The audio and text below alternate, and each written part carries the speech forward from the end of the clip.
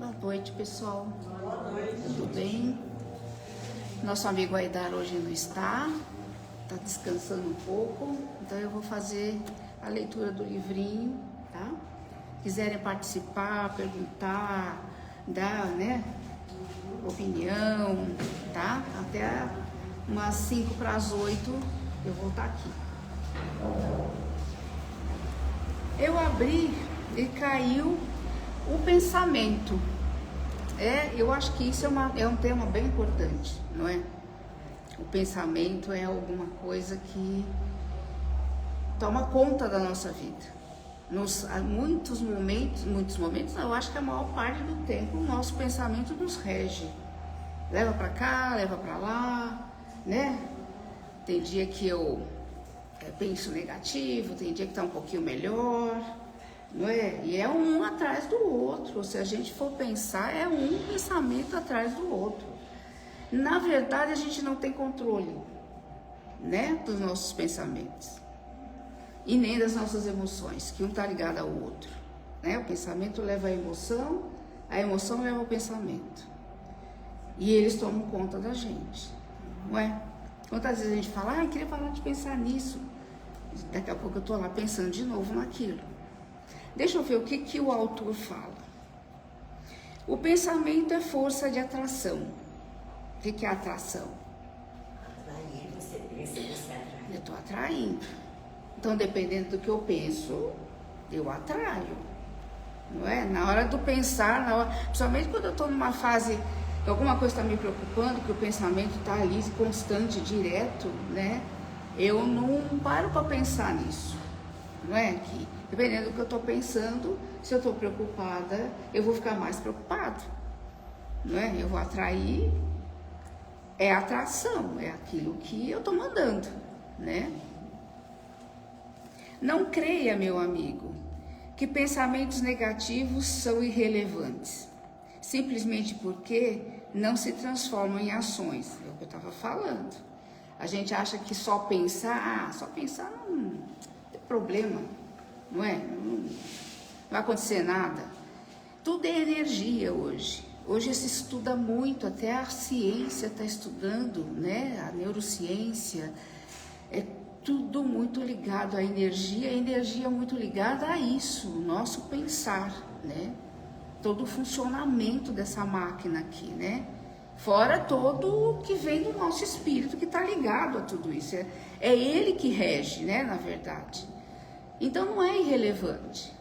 É muito, né, assim, é muito preocupante até. Da gente parar e analisar isso com mais, sabe, com mais, dar mais atenção a isso, né? O pensamento negativo não deixa de ser uma ação de atrair para si o que se deseja. O pensamento negativo é alguma coisa que, dependendo do que eu estou pensando, às vezes eu estou ali, eu estou pensando coisas que eu penso coisas, isso é muito louco, né? Eu penso coisas que eu não quero que aconteça. E eu estou pensando. E eu tenho que ter essa noção de que eu tenho pensamentos que eu não quero que aconteça, mas com a constância que eu tô, né, em cima daquilo, eu tô criando oportunidade para vir para mim, para se materializar, né? Mas eu apenas penso, não faço. Justificam-se muitos. Então, só o pensar não tem problema, não estou fazendo, né? Mas não é bem assim. Porém, ao pensar, instala-se o desejo, arquiteta-se a ação nefasta, que não raras vezes deixa de ser concretizada pela ação material por falta de oportunidade. Então, uma coisa que a gente também tem muito em nós, além do pensar, da emoção, é desejo. Se a gente for parar para perceber, a gente está o tempo todo desejando alguma coisa. A vida toda a gente desejou coisas. E como ele falou aqui, muitas não se concretizam, porque Não se teve a oportunidade, mas como eu falei, o desejo também é uma energia. E ele também o desejo muito ligado à emoção, né? Porque geralmente aquilo que eu estou desejando, se é uma coisa que eu gosto e que eu queria, é uma emoção que eu estou, né? Também plasmando, né? Mas muitas vezes não acontece. Aí, quando não acontece, é um desejo que eu gostaria, que é uma coisa, eu me frustro, né? Eu fico chateado. E aí o que acontece? Eu vou lá pro pensamento e começo, puxa vida, por que não aconteceu? Ou por que não deu certo? Ou porque... E essas emoções, esses pensamentos vão gerar emoções, né? Que já... Então vira aquele combo, né? Aquele bolo de coisa que às vezes a gente gasta muita energia com isso, sabe? Pensando, sentindo, desejando de novo e não dando, e aí eu me frustro de novo, ou às vezes se dá certo eu tenho, né, emoções legais, gostosas, mas tudo na nossa vida é passageiro. Então às vezes uma coisa que eu queria muito, às vezes até dá certo, mas aquilo tem que ter uma continuidade, né? E muitas vezes a continuidade nem é muito aquilo que eu gostaria. Só o tempo vai me dizer, né? E o tempo é o que vai me mostrar, né? O que é importante, o que é, se aquilo realmente foi bom. Porque muitas vezes a gente deseja coisas e depois de um tempo, até aquilo aconteceu, e eu olho, eu falo, não era bem isso, entende? Não era bem isso, eu devia ter feito de outro jeito, ou eu devia ter pensado de outro jeito. E isso tudo é energia, né? Vamos ver. Uma das atividades mais difíceis é conseguir educar o pensamento.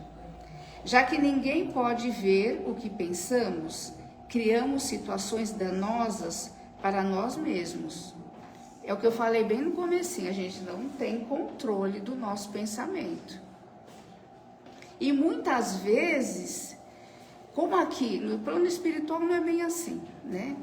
No plano espiritual, o que nós pensamos, todos veem. Aqui não. Então, muitas vezes a gente se põe a pensar coisas, às vezes não só de nós, mas do outro, né? E que aquilo também vai me trazer, né, danos. Que eu penso assim, então ninguém tá vendo, ninguém sabe, né? Aquele que eu tô dirigindo, aquele pensamento não muito bom, não sabe. Mas tá aqui, ó, tá sendo gerado aqui, ó, na minha mente. Isso tem um dano para nós. E isso vai gerar alguma coisa em mim. Bem, vamos pensar muito nisso. Por isso o controle do pensamento é tão importante, né? Comece um treinamento de educação do pensamento. Tente, por exemplo, ao surgir uma ideia negativa, substitua imediatamente por uma positiva. Né? Ele está dando uma sugestão de como a gente pode começar a controlar o nosso pensamento. Quando surge uma coisa, um pensamento, uma ideia não muito boa, a gente parar na hora, corta, afasta e coloca alguma coisa boa ali, sabe? Pensa alguma coisa, ou lembra de uma coisa boa que já aconteceu, ou pensa em alguma coisa boa que você gostaria que estivesse acontecendo. Você já está, pelo menos aquele pensamento negativo, ele não foi adiante. Eu não alimentei aquilo. Porque um dos problemas do pensar é alimentar o que pensamos. Então eu começo, aí daqui a pouco tá assim, porque eu alimento aquilo. Não é? Às vezes a gente começa a pensar uma coisa, quando você vê, você tá... já não, sabe, uma coisa puxa a outra e vai, nossa, a gente não sabe o poder que a gente tem com o pensamento, só que a gente não sabe usar. e usa muitas vezes de forma que me prejudica, né? Outro exemplo, ao surgir um desejo ilícito, fazer uma prece. Aquilo que a gente fala, né? Às vezes eu tenho um pensamento que não é muito bom, às vezes em relação a alguém, um pensamento ilícito, o quê? Eu não estou desejando coisa boa para aquela pessoa. Aí eu paro também, como eu fiz, né? De pensar uma coisa positiva, eu posso fazer uma prece. Eu corto aquilo. Não vou pensar nisso, vou pensar nisso. Aí eu faço uma prece, peço para o meu mentor, me ajude e corto. E não deixo, e não alimento, né? Que é o perigoso. Concentrar-se naquilo que é bom. Isso é uma coisa, hoje se fala muito de gratidão, não é? Hoje se fala muito de gratidão. Até as pessoas hoje, elas não falam mais muito obrigada, né? Elas falam gratidão, gratidão, gratidão. Essa palavra está muito aí em voga. Mas será que a gente sabe mesmo o que é isso? O que é gratidão? O que é agradecer? Né? Pensar naquilo que é bom, concentrar-se naquilo que é bom. Eu pensar em alguma coisa boa e agradecer ainda aquilo, nossa, eu só vou estar ganhando. E com isso, eu não estou dando chance para aqueles pensamentos não muito legais tomarem conta e eu alimentar. Isso é um exercício que a gente pode fazer dia após dia. Eu vou acordar, eu posso me disciplinar, eu vou acordar e eu vou agradecer. Primeira coisa que eu vou fazer quando eu acordo é agradecer. E durante o dia, muitas coisas que vão acontecendo, né, que são boas, que a gente se fixa muito no negativo, não é? Quando uma coisa ruim acontece, a gente fica com aquilo, não é? Mas muitas vezes uma coisa boa acontece e a gente não faz isso. Passa, é como se, não tem muita importância, mas tem importância. Qualquer coisinha, o mínimo que seja de bom, é importante. E o agradecer é muito. Hoje tem até técnicas que a gente, né, de cursos, de workshops sobre a gratidão, sobre ensinar as pessoas a fazerem isso, sobre a gente disciplinar a mente para que eu fique mais no positivo do que no negativo. O negativo vai acontecer, né? Nós estamos aqui, a nossa vida geralmente traz coisas difíceis, a gente está numa fase do planeta que é muito difícil, todo mundo hoje tem alguma coisinha passando, né?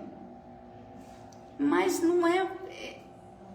Aí a gente fica fixado naquilo só, fixado só nessas coisas. Vamos tentar fazer isso. Uma coisa muito pequena que seja, acordar. Eu acordei. Nossa, eu acordei, eu estou viva, né? Eu tenho a oportunidade de mais um dia. Como é que eu vou viver esse dia? Né? Pensa, tenta trazer para você tudo de bom que você pode fazer naquele dia. Se tem um problema para resolver, tenta pensar nele de uma forma mais positiva. O que eu posso fazer para resolver? Eu vou resolver. Que soluções eu tenho para resolver? Mas sempre com essa energia, sempre com essa intenção, sabe? De ir para o bom, ir para a energia boa.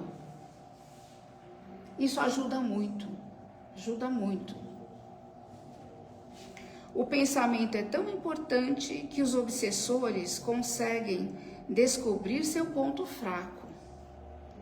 Não pelo que fala, mas pelos seus pensamentos mais secretos. Você é o que você pensa.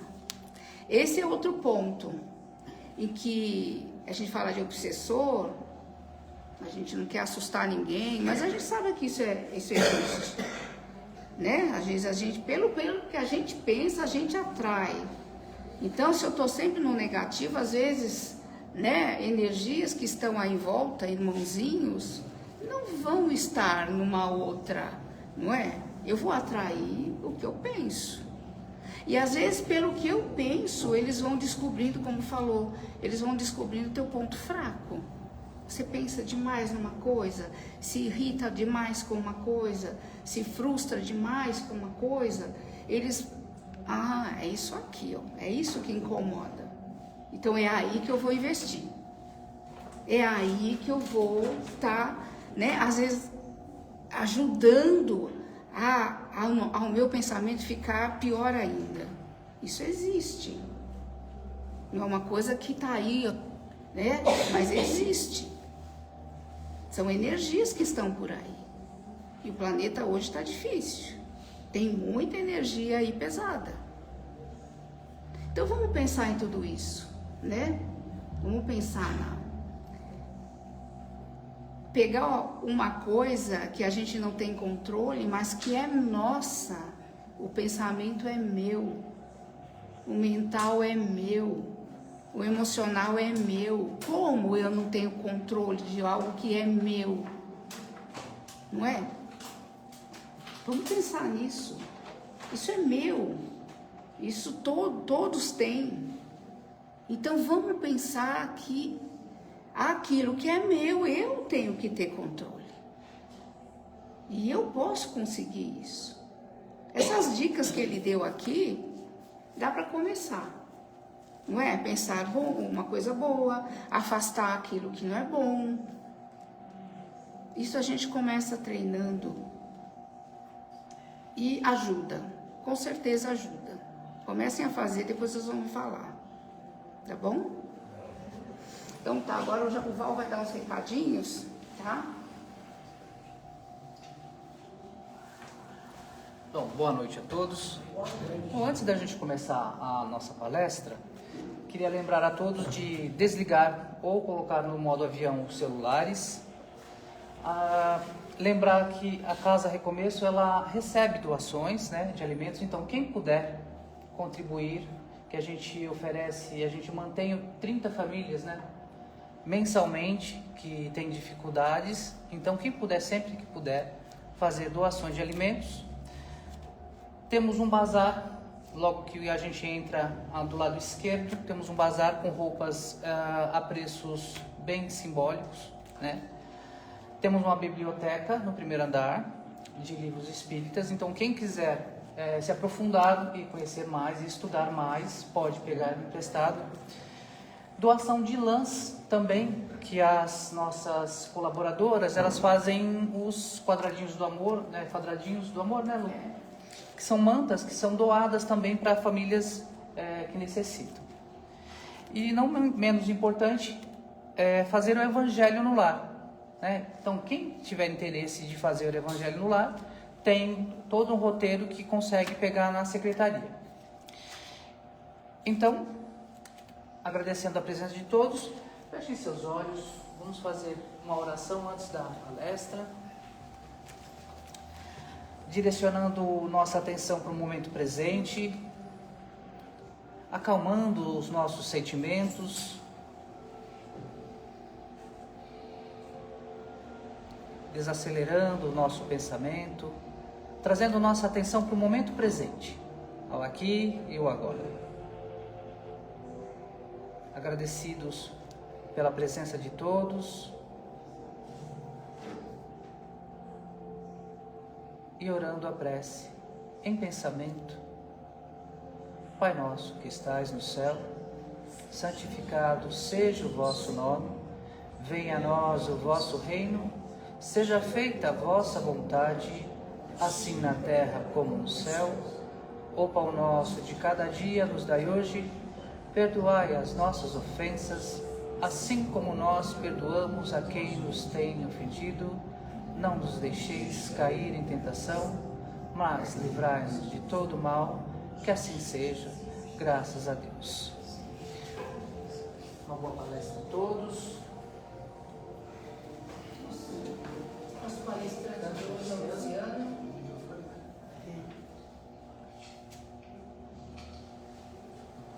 Boa noite, pessoal. Boa noite. Saudações. Boa noite a você que nos acompanha pela internet, pelas redes sociais. E a proposta da noite de hoje é estudarmos a parábola dos 2 filhos, ou conhecida como a parábola do filho pródigo. Quem conhece essa parábola do filho pródigo? Quem já falou o bom filho volta para casa? Alguém já falou isso? Então, dessa parábola. Mas vocês acham que o filho pródigo, que prodigalizou todos os bens, ele era bom ou era mau? Quem acha que era bom, levanta a mão. Quem achava? Estou vendo que a maioria está em dúvida. Então, tudo bem. Então, vamos... ambicioso, né? É ambicioso. Então vamos fazer o seguinte.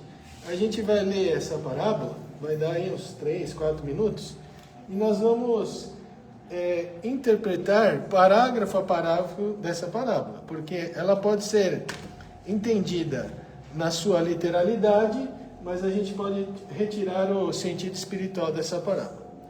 Então nós vamos encontrar lá em Lucas, capítulo 15, versículos 11 a 32. Um homem tinha 2 filhos, narrou Jesus.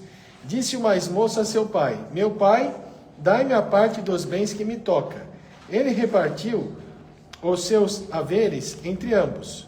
Poucos dias depois, o filho mais moço, ajuntando tudo o que era seu, partiu para um país longínquo, e lá dissipou todos os seus bens, vivendo dissolutamente.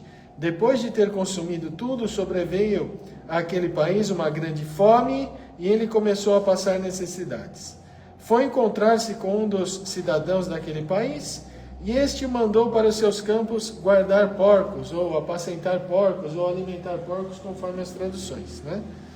Ele desejava fartar-se das alfarrobas que os porcos comiam, mas ninguém lhes dava. Caindo, porém, em si, disse: quantos jornaleiros ou trabalhadores, dependendo da tradução, de meu pai têm pão com fartura, e eu aqui estou morrendo de fome.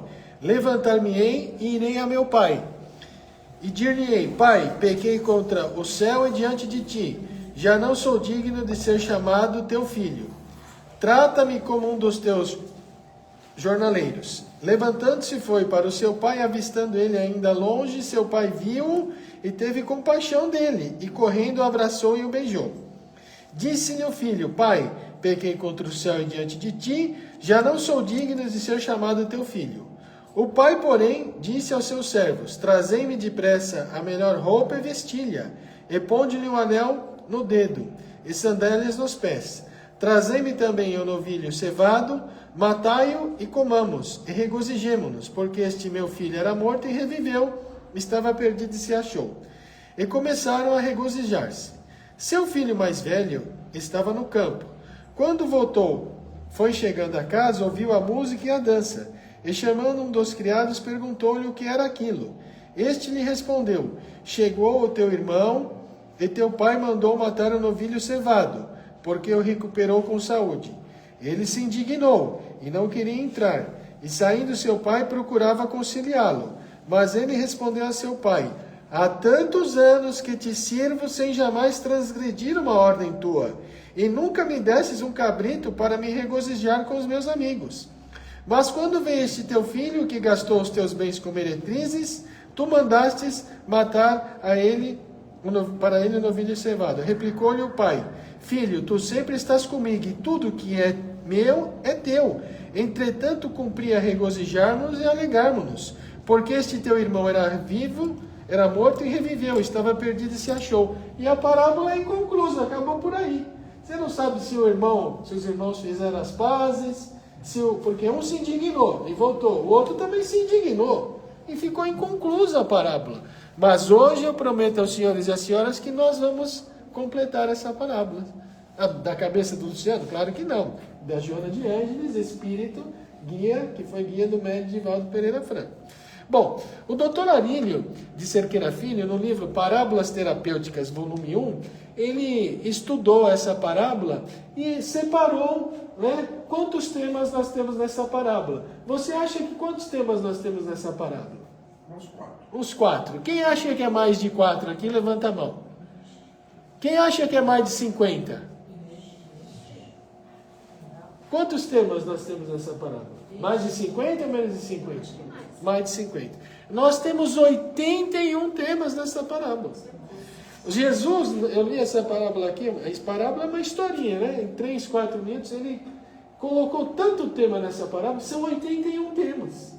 Ou seja, nós poderíamos ficar aqui noites, né? Em noites estudando cada pedacinho dessa parábola no que diz respeito a um tema. Só para vocês terem ideia. A gente fala de abundância nessa parábola? Tem abundância? Tem, na casa do pai tinha abundância. A gente fala de arrependimento? Fala. A gente fala de autoencontro, autoconsciência, a gente fala de motivação, de misericórdia, de trabalho no bem, tem muita coisa nessa parábola, né? E Jesus, ele adaptava as suas historinhas conforme a época que ele estava vivendo, né? Então, nós, na verdade, estamos começando a entender as parábolas de Jesus depois de 2000 anos. Veja respostas em O Livro dos Espíritos, na questão 627. O ensino de Jesus era frequentemente alegórico em forma de parábola, porque ele falava de acordo com as épocas. Faz-se hoje necessário que a verdade seja inteligível para todas. Então, qual era o contexto cultural da região da Palestina no século I? Qual que era o contexto cultural? A gente precisa viajar no tempo. E viajar no tempo é entender que a sociedade era uma sociedade patriarcal. Quem mandava era o pai. Que a identidade da família era tirada da terra. Sim ou não? A identidade da família era tirada. Sociedade patriarcal, né? Aldeias pequenas. Talvez nós que estamos aqui reunidos nessa sala fôssemos a aldeia de onde o filho saiu, o filho mais novo saiu, né? Identidade tirada da terra, a família vive da terra, aldeia pequena. Então vamos lá. Olha, primeiro parágrafo. Um homem tinha 2 filhos, narrou Jesus. Disse o mais moço a seu pai: meu pai, dá-me a parte dos bens que me toca. Ele repartiu os seus haveres iguais entre ambos. Qual era o conflito do filho mais novo? O pai não batia as botas, né? Porque ele só podia receber a herança quando o pai batesse as botas, morresse. Então o pai, ele repartiu uma parte que era inteira e iguais entre ambos. Então aqui nós temos uma parte. Vou repartir isso aqui iguais entre ambos. 33,33% para o pai, 33,33% para o filho mais velho e 33,33% para o filho mais novo. Isso aqui você junta, dá 1. Repartiu em partes iguais. O pai ficou com 33,33%, o filho mais velho que ficou com o pai com 33 e o outro foi embora com 33,33, juntando dá 1. Né? O pai reclamou quando o filho mais novo pediu a herança? O irmão mais velho reclamou? Depois, né? Depois quando o filho... Depois. Vamos voltar aqui para a matemática. Uma parte igual, o pai ficou com 33,33%. O filho mais velho com 33,33%. Isso juntando os dois dá 66,66%. E o outro que foi embora ficou com 33%. Então, o irmão mais velho não reclamou, porque quando o pai batesse as botas, ele ia ficar com mais, né? Aqui estamos fazendo aqui uma elucubração matemática. Isso não está na parábola, mas é para a gente entender melhor o contexto matemático, né? Então, qual é o primeiro ensinamento de Jesus? Qual é o primeiro ensinamento de Jesus nessa parábola? O livre... Todos nós temos o nosso livre-arbítrio. Questão 843 de O Livro dos Espíritos, né? O homem tem o livre-arbítrio nos seus atos? Pois se tem a liberdade de pensar, tem a de agir. Sem o livre-arbítrio, o homem seria uma máquina. Ok? Muito bem. Qual é a relação desta parábola comigo? Pode ser perguntado. Qual é a relação dessa parábola comigo, já que eu não tenho onde cair morto? Vou cair com uma mão na frente e outra atrás, né? E aí, qual que é a relação dessa parábola? Muita. Sabe por quê? Porque a gente tem, se não temos bens materiais, nós podemos andar, nós temos os sentidos, ouvimos, enxergamos, né? Enfim, uns mais, outros menos, mas nós temos muita riqueza, né? Então veja, o filho pródigo representa as negatividades do ego. O filho mais velho representa as máscaras do ego. O filho pródigo, o filho que foi embora, representa as negatividades. E o filho que ficou, o filho mais velho, as máscaras do ego. Pô, Luciano, não estou entendendo nada que você vai falar. Calma, nós vamos chegar lá. Vamos chegar lá nas máscaras do ego. Né? O Pai, o Deus nosso Criador. Então a gente pode entender o Pai dessa parábola como o Pai, literal. E os dois filhos como os dois filhos, o filho mais velho e o filho mais novo. Né? Mas a gente pode entender, no sentido espiritual dessa parábola, quem é o Pai? O Pai é Deus. Né? O filho mais pródigo, as negatividades, né, do ego, o egoísmo, o orgulho. E o filho mais velho, as máscaras do ego. O ego não é uma palavra espírita, é uma palavra cunhada pelos psicólogos, né, os psicanalistas, etc. Vamos ver aqui o que a Joana de Anjos fala, o que é o ego, para a gente entender melhor. E o Alírio fala, o ego é uma energia densa formada da ignorância que envolve a nossa essência divina. Então, uma energia densa que envolve, né? O Luciano pensa que Luciano, carne, sou carne. Não, eu sou um espírito numa experiência carnal, estou reencarnado. Então, às vezes o ego da pessoa é tão grande, né, que ela é só o materialismo, só isso, só o materialismo, o gozo, o prazer, o agora. E a Joana de Anjos fala, é a herança do primarismo animal a ser direcionado.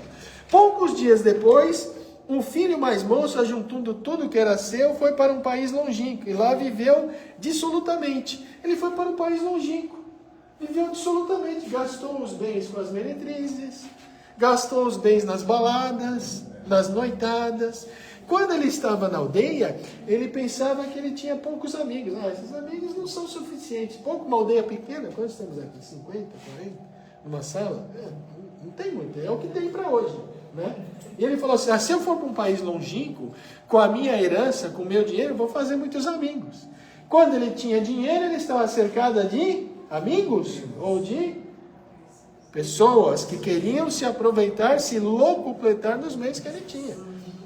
Mas quando acabou o dinheiro, foi todo mundo embora. Sumiu. Né? Qual que era o objetivo do filho? O objetivo era o prazer, a não responsabilidade, a violência do abandono ao pai. O pai era idoso, né? Era um prazer. Agora, a violência do abandono ao pai, né? E o desprezo pelo irmão, porque o irmão trabalhava. Ele foi lá, desprezou o irmão, abandonou o pai, gastou tudo, né? E era o egoísmo. Agora vamos ver a questão 775 de O Livro dos Espíritos. Qual seria para a sociedade o resultado do relaxamento dos laços de família? Uma recrudescência do egoísmo. Ele relaxou completo os laços de família. Abandonou o pai, ignorou o irmão que trabalhava. Ele relaxou total os laços de família. Uma recrudescência do egoísmo. O prazer do aqui e agora.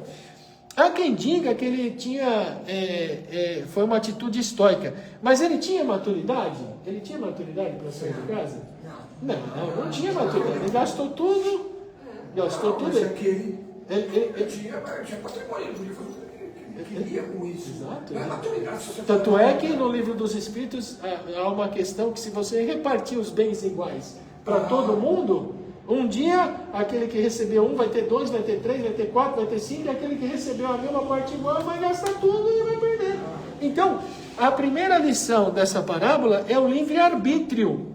Nós somos espíritos que fomos criados simples e ignorantes, porém candidatos à angelitude. E eu vou dar uma notícia boa para todos vocês, você que nos acompanha aqui na internet. Não há sequer um defeito, não há sequer uma má inclinação que você tenha, que eu tenha, que não vai ser eliminada. Não é uma boa notícia? É uma boa notícia. É uma ótima notícia. Excelente notícia. Quantas reencarnações vão ser necessárias para isso? Não sei. Aí você consulta o seu guia espiritual, faz uma oração para ele, né? E você vai descobrir quantas mais ou menos vão ser necessárias. Então, ele não tinha maturidade, né? Mas a primeira lição dessa parábola é o livre-arbítrio. Somos criados simples e ignorantes, reencarnamos neste mundo de expiação e de provas, tivemos múltiplas e sucessivas vidas, né? Antes dessa, em mundos primitivos, mas de fato ele não tinha maturidade. Depois de ter consumido tudo, sobreveio àquele país uma grande fome e ele começou a passar necessidades. Foi encontrar-se com um dos cidadãos daquele país e este o mandou apacentar porcos. Sobreveio àquele país uma grande fome. A parábola, na sua literalidade, eu estou com fome. Quem está com fome quer pão, quer alimento. Mas a fome no sentido espiritual é a fome, é o afastamento da casa do Pai. Então você tem o sentido material da parábola e o sentido espiritual. Quando você vai para um país longínquo, você está se afastando da casa do Pai. Na casa do Pai você tem amor. Na casa do Pai você tem consolação. Na casa do Pai você está abrigado. Na casa do Pai você tem alimento. Quando você se afasta da casa do Pai, você não tem amor, você não tem alimento, você não tem consolação, você não tem nada disso. Então, sair da casa do Pai, se afastar da casa do Pai, é quando a criatura humana dá vazão ao egoísmo, dá vazão à ganância, dá vazão à vaidade, dá vazão à corrupção, dá vazão ao gozo aqui e agora, em detrimento é ele e mais ninguém. Não é? Então, a gente precisa entender esse sentido espiritual da parábola. Foi alimentar porcos, um país longínquo, veja, Jesus adaptou essa parábola com as pessoas ouvindo Jesus falar essa parábola. Nossa, o filho pedindo a herança do pai, mas nas nossas leis, nas leis israelitas, mosaicas, só podia receber a herança se o pai morria. Como o pai não morria, veja, os cidadãos daquela época, ouvindo a parábola, já se chocaram. Foi para um país longínquo. Um país longínquo pode ser um país longínquo, pode ser lá na China, né? A gente demora 24 horas para chegar na China, é um país longínquo. Mas o país longínquo, talvez o país mais longínquo é os países asiáticos, né? Tomando em conta aqui do Brasil, né? Que você demora 24 horas. Mas o país longínquo no sentido espiritual, você que nos acompanha pela internet, significa o afastamento da casa do Pai. Um país longínquo, os israelitas, quando estavam no Egito, eles se alimentavam de porcos. Mas os porcos, quando mal cuidados, eles nos trazem uma doença chamada cisticecose. É como se fosse um vermezinho que se aloja no cérebro e vai crescendo cada vez mais, a sua cabeça fica inchada. Então os israelitas, eles deixaram de comer porcos. E eles não comiam porcos, né? Àquela época. Então, Jesus contando essa parábola, dizendo ele foi para um país longínquo, gastou todos os seus bens com meretrizes, sobreveio àquele país uma grande fome, né? E ele conversou com uma criatura lá e essa pessoa falou, não, vai alimentar os porcos, dá as alfarrobas. Alfarrobas é uma espécie de uma vagem, sabe aquela vagem de orelha? Tipo uma vagem de orelha, sabe vagem de orelha que tem umas bolinhas, né? Alfarrobas dá na alfarrobeira. Então veja, é um simbolismo, né? Um simbolismo, porque o cidadão deu para ele as alfarrobas para ele alimentar os porcos, mas ele que estava alimentando os porcos não tinha comida. Então veja, Jesus mostrando que ele definitivamente estava no fundo do poço. Então, de uma situação de abundância para uma situação de tristeza e miséria. E Jesus falando que ele foi para esse país longínquo alimentar os porcos, os israelitas já ficaram chocados, né? Porcos, esse país, a cultura desse país não tem nada a ver com a nossa, dizendo definitivamente que ele estava no fundo do poço, né? Então o sentido psicológico é exatamente esse. Ele continua, Jesus, né? Caindo, porém, em si, disse, quantos jornaleiros de meu pai têm pão com fartura, e aqui estou eu morrendo de fome. Levantar-me-ei, irei ao meu pai e direi, pai, pequei contra o céu e diante de ti já não sou digno de ser chamado teu filho. Trata-me como um dos teus jornaleiros, trabalhadores. Então ele caiu em si. Caiu em si significa arrepender-se. E ele fala, pai, pequei contra o céu e diante de ti já não sou digno de ser chamado teu filho. Pequei contra o céu, você pode entender, pequei contra o céu, pequei contra ti. Mas a questão 621 do Livro dos Espíritos Kardec perguntou, onde está escrita a lei de Deus? Na consciência. Na consciência do nosso próprio espírito. Então todas as leis de Deus estão escritas na nossa consciência. Quando nós transgredimos as leis de Deus, quando nós fazemos algo de errado, não é? Que não está de acordo com a lei de amor, de justiça e de caridade, nós transgredimos a lei de Deus e nós pecamos contra a nossa própria consciência. Então, pecar contra o céu, o simbolismo de pecar contra o céu, é pecarmos contra a nossa própria consciência. E a nossa consciência que vai nos absorver vai nos julgar, vai dizer se nos comportamos bem ou se nos comportamos mal. Até aqui tudo bem? Tudo bem. Então, ele, veja, ele programou, ele caiu em si, ele se arrependeu. Olha, fiz aqui uma burrada, né? Os trabalhadores do meu pai estão melhor do que eu. Vou voltar para o meu pai. Então ele fala: pai, pequei contra o céu e diante de ti, já não sou digno de ser chamado teu filho. Antes ideação e depois foi realização. Então o camarada fala assim: um dia desses eu venho na Casa Espírita Recomeço e vou me inscrever no curso de Espiritismo. E não se inscreve. Um dia desses, uma hora dessas, eu vou começar a fazer um trabalho voluntário, vou me inscrever num trabalho voluntário. E não se inscreve. Por que uma hora dessas não se inscreve? Porque uma hora dessas não existe no relógio. Um dia desses não existe no calendário. Então o cara fica enrolando, passa a vida, morre, não se inscreve no curso de Espiritismo, não presta um serviço voluntário, né? E fica nessa vida.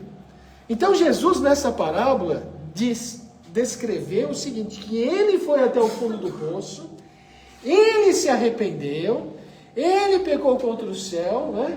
Diante de ti, pequei contra o céu e diante de ti, já não sou digno de ser chamado teu filho. Ele se levantou, né? E foi até o Pai. E é isso que a gente precisa. Deus, ele não quer condenar ninguém. Deus, a inteligência suprema do universo, causa primeira ou primária de todas as coisas, não quer condenar ninguém. Ele quer nos dar novas oportunidades. Então, dentro desta parábola, também está embutido o tema reencarnação. Jesus não falou reencarnação. Mas se o pai da parábola é Deus, e se ele voltou para casa, né, na continuidade da parábola, avistando ele, né, o pai, longe seu pai viu, e teve compaixão dele, e correndo o abraçou e o beijou. Como entender a compaixão do pai? Né? A compaixão do pai, o pai sabia que ele não tinha condições, não tinha maturidade, mas teve a empatia, se colocou no lugar dele. Então, ele viu, o abraçou e o beijou. Né? Quando ele viu, abraçou, beijou, chamou os seus servos, né? Traz o anel, coloca o anel no dedo dele, simbolizando a volta, a aliança. Coloca a sandália, né? Que é o nosso primeiro contato com o chão, o corpo. Se você não tem o pé bem vestido, né? Fica com mais dificuldade. Coloca uma roupa nele, né? Então a compaixão do pai, ele sabia que ele não tinha maturidade. Disse-lhe o filho: pai, pequei contra o céu e diante de ti, já não sou digno de ser chamado teu filho. O pai, porém, disse aos seus servos: trazei-me depressa a melhor roupa, vestilha, ponde-lhe o anel no dedo, trazei-me também o novilho cevado, matai-o, comamos e regozijamos. Porque este meu filho estava morto e reviveu, estava perdido e se achou. Este meu filho estava morto e reviveu. Nós estamos em 8 bilhões de espíritos reencarnados, mais de 20 bilhões de espíritos desencarnados. A maioria dos 8 bilhões está morto, no sentido psicológico, não é morto, é o sentido psicológico. Quando Jesus disse nessa parábola: este meu filho estava morto e reviveu, estava perdido e se achou. A maioria dos seres humanos é o comer, o beber, o dormir, o reproduzir-se e novamente comer, beber, dormir, reproduzir-se, o aqui e agora. Estão mortos para a realidade espiritual. Não conseguem entender de onde vieram, porque estão aqui, para onde vamos, qual é o sentido da vida. Não é? Então, quem de nós pode ser considerado como filho pródigo? Aqueles que se perdem no sexismo, na drogadição, na corrupção, na desfaçatez, nas guerras, né? Tudo isso. Seu filho mais velho estava no campo. Quando voltou e foi chegando a casa, ouviu a música e dançando, chamando um dos criados, perguntou-lhe: o que era aquilo? Este lhe respondeu: chegou teu irmão e teu pai mandou matar o novilho cevado, porque o recuperou com saúde. Então a festa simbolizava o quê? O valor do pai, a segurança do lar, a vitória do bom senso e a realidade distante da ilusão. Aí sim, ele se indignou e não queria entrar. E saindo seu pai procurava conciliá-lo. Mas ele respondeu ao seu pai: há tantos anos que te sirvo, estou repetindo aqui a parábola, a gente já leu, mas para a gente memorizar. Há tantos anos que te sirvo, sem jamais transgredir uma ordem tua. E nunca me desses um cabrito, para me regozijar com os meus amigos. Mas quando veio este teu filho que gastou os teus bens com meretrizes, tu mandaste matar para ele o novilho cevado. Né? Replicou-lhe o pai: filho, tu sempre estás comigo, e tudo que é meu é teu. Entretanto, cumpria regozijarmos e alegarmos, porque este teu irmão era morto e reviveu, estava perdido e se achou. E a parábola é inconclusa, mas nós vamos concluir. Então vamos voltar aqui para a unidade. Nós temos unidade. 33% por irmão mais novo que desapareceu com essa grana. Sumiu com tudo, escafedeu-se. 33,33% para o pai e 33% para o outro, para o filho mais velho que ficou com o pai. Aí o filho mais velho vem dar uma dessa: pai, você matou o cabritinho para o meu irmão que voltou, e para mim você nunca matou? Pô, tá de brincadeira, cara. E os seus 33% que você tinha na sua mão? Pegasse o cabritinho, você matasse o cabritinho e ia comer com seus amigos. Então aí você está vendo que ele vestiu uma máscara. Calma que nós vamos chegar. Vestiu uma máscara. Aí vocês, que máscara é essa que ela vestiu? Do cabritinho. Vamos lá. Vamos lá. Então assim, é uma pena que a gente não tem slide, mas eu vou ver. Ó, o filho mais novo tinha ambição? Tinha ou não tinha? O filho mais velho também tinha. O filho mais novo tinha depressão? O filho mais velho também tinha. Imaturidade psicológica, o filho mais velho tinha, o filho mais novo também tinha, porque o filho mais velho também tinha imaturidade psicológica. Porque o filho mais velho, quando o irmão mais novo voltou, ele ficou indignado. Pô, que negócio é esse de ficar indignado, cara? É irmão dele. É irmão, é brother, mano. Só que ele ficou indignado. Ele falou: agora lascou. Agora lascou, porque o cara gastou tudo e ainda vai pegar uma parte. Vai pegar a minha parte. Mas ele não ficou sequer contente, porque o irmão voltou e não ficou sequer contente com a alegria do pai. Pô, seu pai está contente, você não fica contente? Sua mãe está contente, você não fica contente? É brincadeira, né? Então, esse filho que ficou também não era fácil não, né? É meio complicadinho. Ó, então, assim, realmente os dois são bem complicados, né? O filho mais novo, né, pode ser entendido naquela época como os publicanos e pecadores. Publicanos é os que recebiam impostos, os publicanos e os pecadores. E o filho mais velho, os fariseus, escribas e levitas. Eles tinham eles eram o ser, ou melhor, eles eram o ter e não o ser. Eles tinham muitos rituais, mas não procuravam ser coisa boa nenhuma. Os primogênitos? Eram os primogênitos? Não. Os primogênitos. Não. Os filho mais velho sendo primogênito? Não. O filho mais novo, no sentido representativo daquela época, do povo daquela época, eram os publicanos e pecadores. Aqui não estamos dizendo se era quem nasceu primeiro ou quem não nasceu primeiro. Publicanos e pecadores. Os publicanos eram os próprios israelitas que cobravam os impostos dos israelitas para dar para os romanos. Tem uma instrução no Evangelho segundo o Espiritismo sobre isso, na introdução. E o filho mais velho eram os fariseus, escribas e levitas. Agora, hoje, nós somos todos nós, né? Então, o filho mais novo, o que o filho mais novo fez? Ele fez uma autoanálise. Sim ou não? Ele se arrependeu. Ele se indignou. Ele fez uma ideação, ele idealizou, né? Ele teve humildade e realizou. Tudo isso ele fez. Ele fez tudo errado, ele planejou, ele se levantou, ele foi até o pai e foi, né? Agora o outro não. O outro, ele se indignou, né? E vestiu as máscaras. A máscara... Quais são as máscaras? Pai, eu sempre estive contigo. Máscaras do ego. A máscara da martirização. Sempre estive contigo. Pai, tu nunca mostrastes para mim um cabritinho. A máscara da vitimização. Pai, este teu filho voltou. A máscara do puritanismo. 3 máscaras: martirização, vitimização e puritanismo. Porque ele também tinha coragem, ou melhor, ele também tinha vontade de ir gastar os seus 33% para as baladinhas, com as meretrizes, não sei o que e tal, mas ele não tinha coragem. E quando ele viu o irmão mais novo que voltou, ele viu-se como um reflexo no espelho. Ele se viu no reflexo no espelho. Então ele queria matar a imagem, queria matar a presença do irmão para que ele, ou seja, ele fez uma transferência, né, no sentido psicológico, né? Então,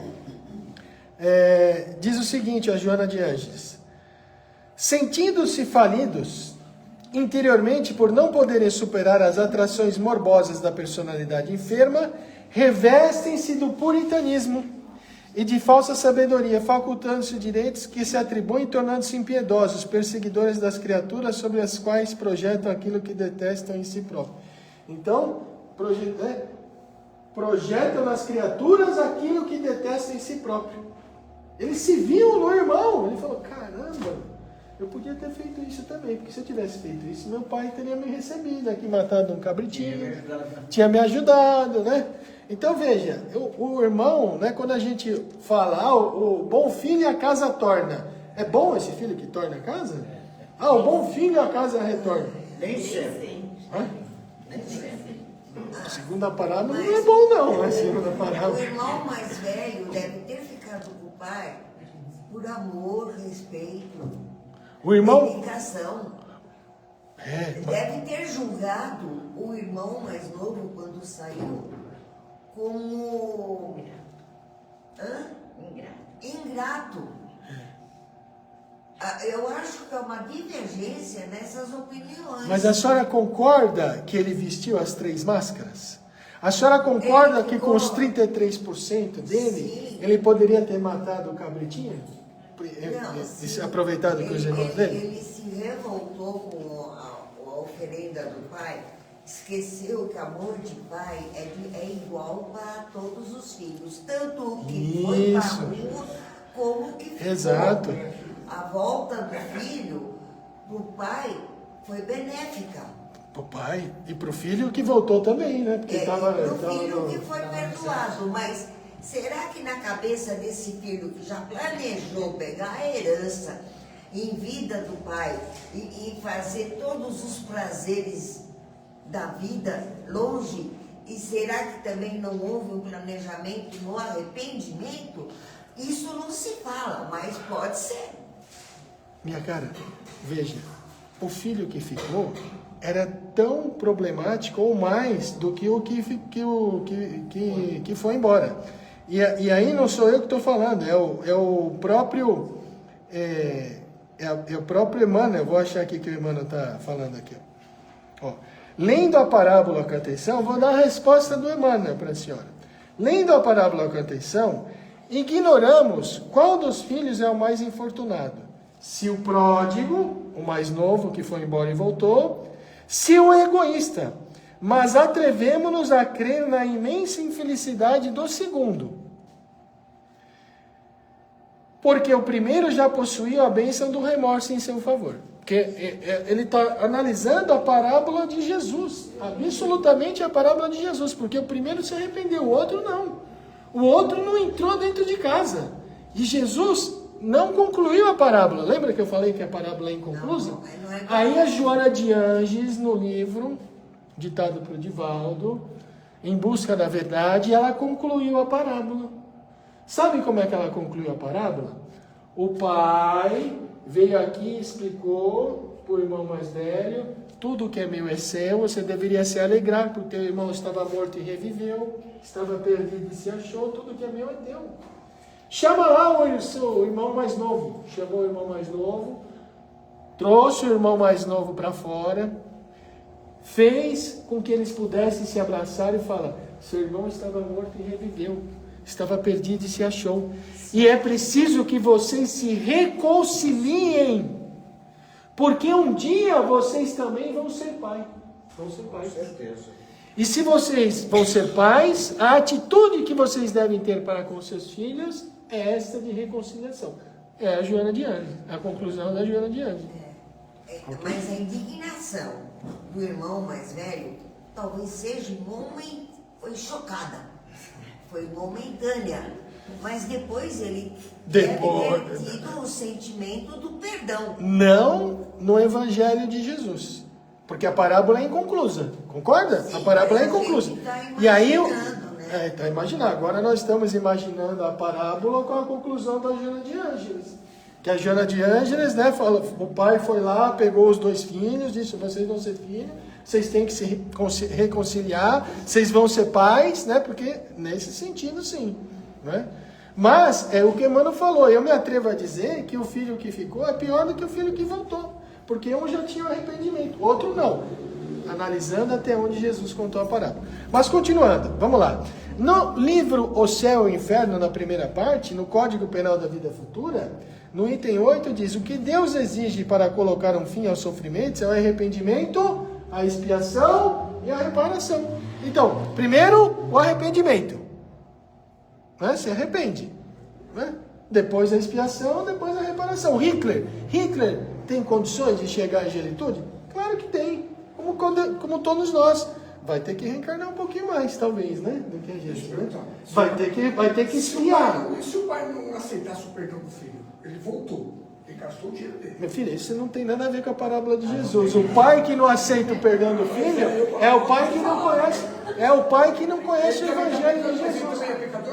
É o pai que não tem empatia. É o pai que nós que estamos estudando o Evangelho de Jesus, nós que estamos aqui para nos amarmos uns aos outros, nós precisamos seguir o Evangelho de Jesus.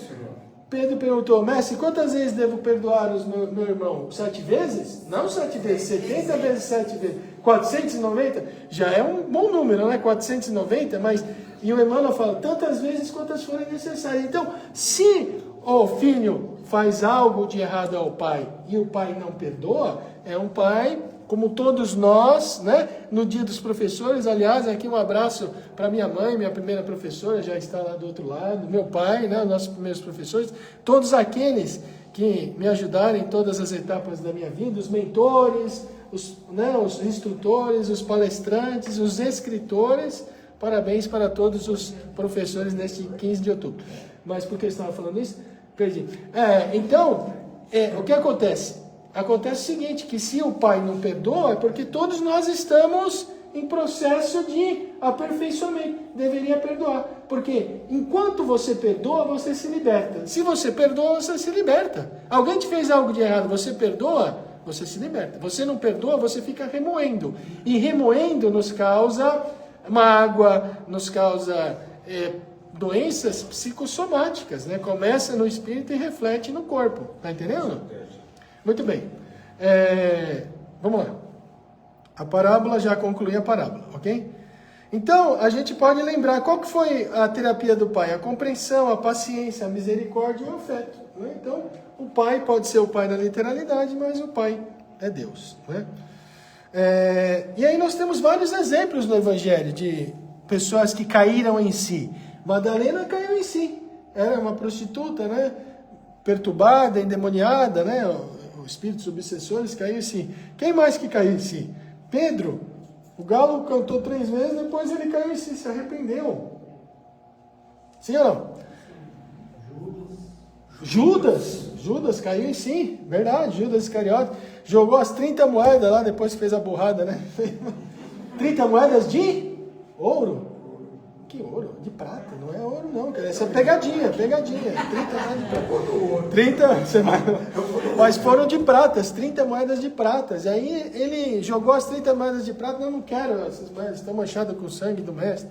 E depois se suicidou, reencarnou mais de 10 vezes como ranceníaco, como leproso, e depois reencarnou como Joana d'Arc, libertou a França do jugo inglês, foi queimado e continua reencarnando aí, né? Porque arrependeu-se. Sim, Judas arrependeu. Expiou mais de 10 vezes como com lepra. Uma expiação. O complexo ficou tão gravado, né? A traição de Jesus, o seu espírito, que ele refletia isso no seu corpo. Então ele reencarnou mais de 10 vezes como lepra. E aí expiou, né? Mais uma vez como Joana d'Arc, foi queimada viva, né? E etc. Então, muito difícil. Quem mais? Tem mais um aí que a gente lembra aí. Quem mais que caiu em si?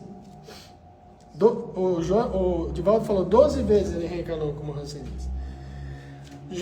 O Paulo de Tarso, né? Paulo de Tarso perseguia os israelitas, né? Os cristãos, e caiu em si.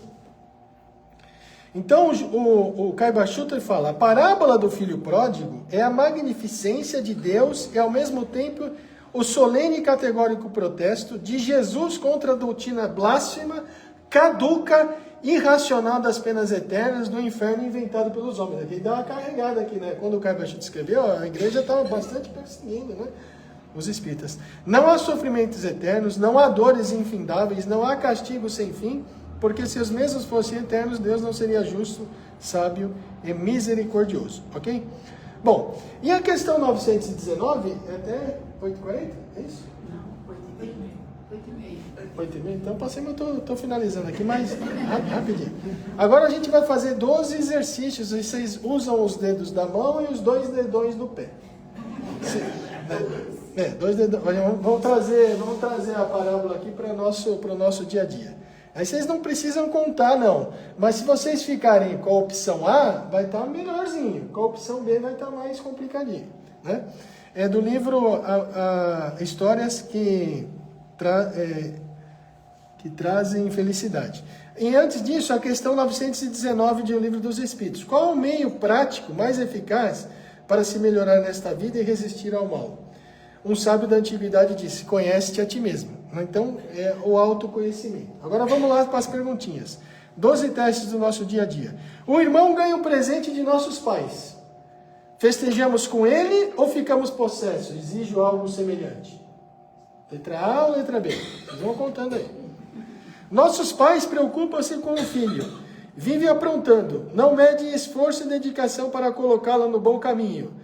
Damos a maior força, precisa de ajuda ou vociferamos? Injustiças, logo esse pilantra é o preferido. Nosso irmão vai muito bem na escola, tem ótimas notas. Vemos nele um exemplo a imitar ou torcemos o nariz? É um idiota, vive debruçado em livros, sem tempo a perder, é um nerd. É um nerd. A amiga compra um belo vestido, elogiamos sinceramente seu bom gosto ou logo desvalorizamos? Não combina com você. Já notou um defeitinho nas costas? Inveja, né? E os homens quando se vestem igual? Os homens quando se vestem igual tiram foto, põe no Facebook, no Twitter, faz aquela... As mulheres não, né? Ela se casa com um jovem rico e charmoso. Regozijamos-nos? Ou ficamos incomodados? Não sei o que viu nela. Né? Invertendo, né? Ela se casa ou ele se casa. Nasce o primeiro filho do casal, ficamos jubilosos ou questionamos o Criador? Por que tudo para ela e nada para mim?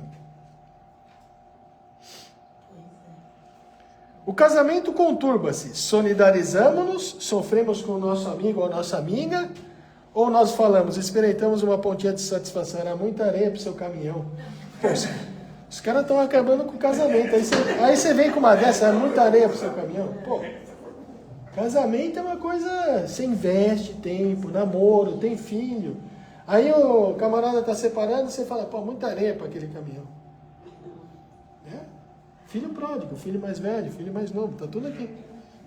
O amigo vai em viagem às férias da Europa à Disney. Vibramos com ele, é uma excursão maravilhosa ou ficamos incomodados? Pobre metida besta. O amigo constrói uma bela residência. Elogiamos seu bom gosto ou fofocamos? De onde tirou o dinheiro? Sei não, né? O colega de serviço faz amizade com o chefe. Enaltecemos seu relacionamento ou destilamos veneno? Puxa saco, desavergonhado. Ele só está aproveitando o relacionamento que ele tem com o chefe. Não é?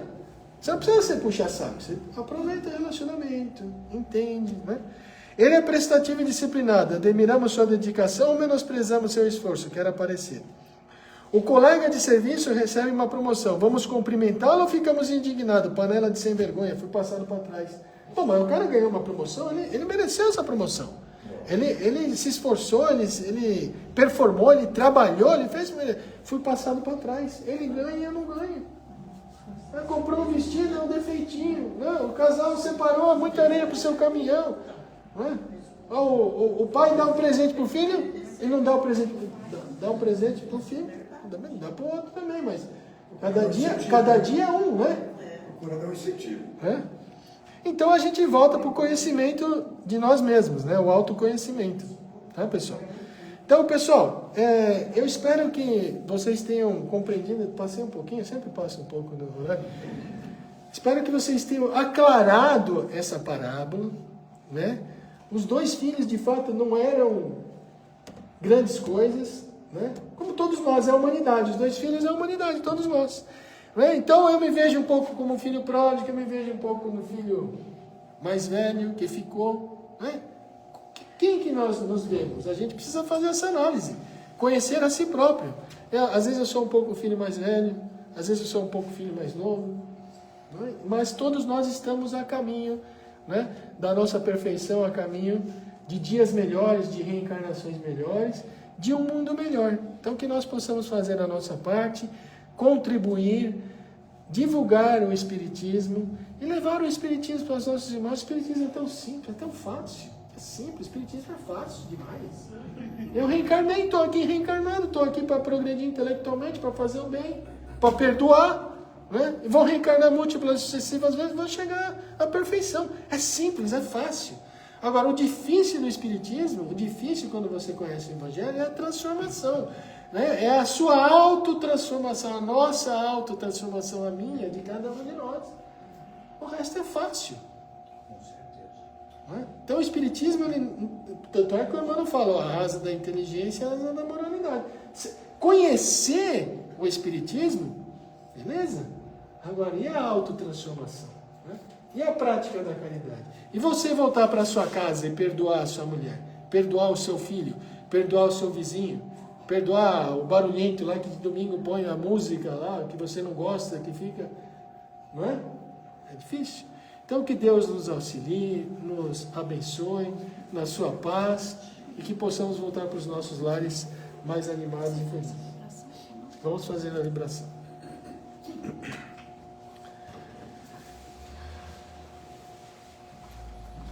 Mestre Jesus, mais uma vez, reunidos em seu nome, evocamos a proteção dos espíritos amigos e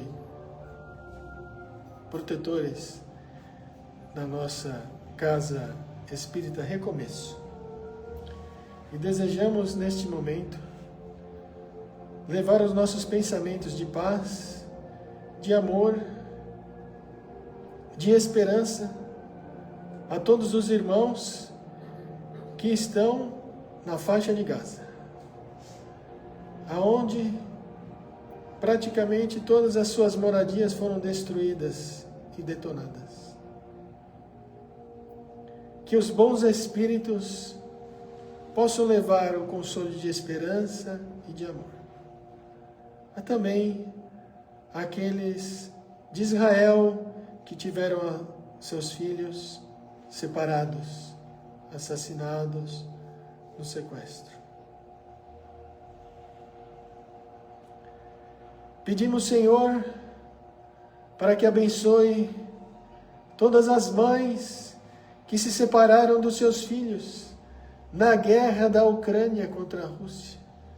As mães russas e as mães ucranianas, os pais russos e os pais ucranianos, porque as medalhas no peito de uns soldados significam a morte de outros soldados da outra nação.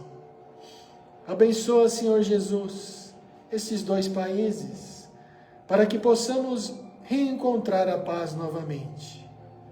Abençoa, Senhor Jesus, os nossos irmãos que se encontram na nossa Assembleia Legislativa, no nosso Congresso Nacional, no nosso Senado, presidentes, deputados e governadores. Abençoa, Senhor Jesus, para que eles possam honrar o cargo e o mandato que eles têm em mãos. Que possam administrar pelo bem do povo, para o povo e para toda a sociedade. Abençoa, Senhor Jesus, e envolve em vibrações de paz os nossos irmãos que se suicidaram, que se encontram no mundo espiritual, arrependidos, porque encontraram vidas. A cada 30 segundos, uma criatura humana, um filho de Deus reencarnado, volta ao mundo espiritual por causa do suicídio. Envolve esses nossos irmãos para que o arrependimento possa tocar-lhes. E neste momento, Senhor, pedimos a Deus que as nossas vibrações de amor possam ser levadas e direcionadas para todos aqueles que estão a um passo de cometer o autocídio ou suicídio. Que eles possam receber uma mensagem, um telefonema, uma conversa amiga, possam ser tocados por algo para que não possam cometer este ato. Senhor Jesus, nós te pedimos por todos aqueles que estão nos hospitais, sofrendo nos seus leitos de dores, por doenças terminais. Envolve-os todos que estão nesta situação, em bênçãos de paz, em bênçãos de amor. E neste momento direcionamos o nosso pensamento ao nosso lar. Que no nosso lar possamos observá-lo tendo uma cascata de luz que recai sobre todos os cantos, os quartos, as salas, os banheiros, em todos os locais da nossa residência, envolvendo a todos os nossos irmãos, os nossos familiares que não puderam estar aqui conosco.